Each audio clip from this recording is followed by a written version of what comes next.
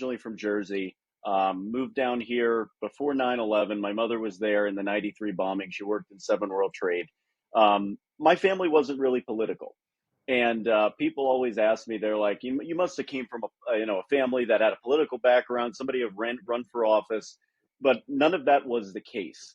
I always knew during each time we'd have an election cycle, whether it be Bush, whether it be Mitt Romney, John McCain, they were vocal at the dinner table, but it wasn't something that transcended that. I was always told we don't talk religion or politics with the public or with friends, and we keep it inside. Clearly, that is totally off the table now. That's talked about all across the board, whether it be at family dinners, whether it be at work or school or college. It's happening everywhere. So for me, it was initially, I was skeptical when it came to Donald Trump in 2015. I knew him as the, you're fired guy on The Apprentice. I've known him for his entrepreneurial stuff, really inspiring guy. And I thought to myself initially, like, is he really serious about this? And then what really struck me was watching him. There was a live stream feed of when he spoke at one of the classrooms in New Hampshire, at their University of New Hampshire. And he had probably about 100, 150 people in the room. And they were college students. You had some people there from around the community, and he resonated with them.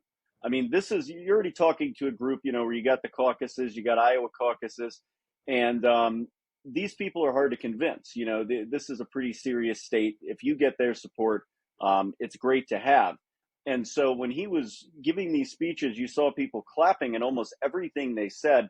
And he said it in a way where it wasn't rudimentary, but they understood it. He spoke to them as if he himself was the average common man, which, is not the case whatsoever. But he understood some of their problems, some of what they were going through. And he also understood that a lot of what they say and what they feel is not being represented in Washington, D.C.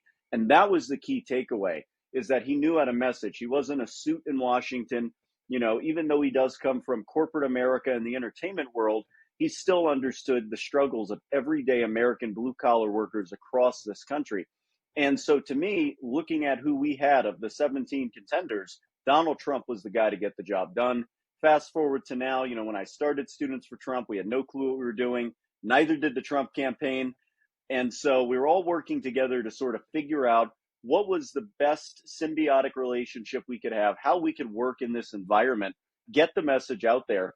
Because if one thing that I learned from Charlie Kirk is that he was so good, at going to the young person and making it known that their voice matters. Even that they don't think it, but what they're thinking, how they feel, their concerns, they all matter. And they have a spot here in this moment in time to be vocal, to be loud, because if we're not, that's when we allow things to tacitly happen, like what we saw in the 4 years of Joe Biden with mass immigration into the country, trade wars that screwed over America, the wars overseas with Ukraine, with Israel, which Trump has been great at handling and getting the motion moved on.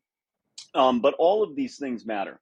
And to me, that is one of the biggest key takeaways about Donald Trump that differs him from all of these other candidates, all these other politicians, is he doesn't talk down to you, he talks with you.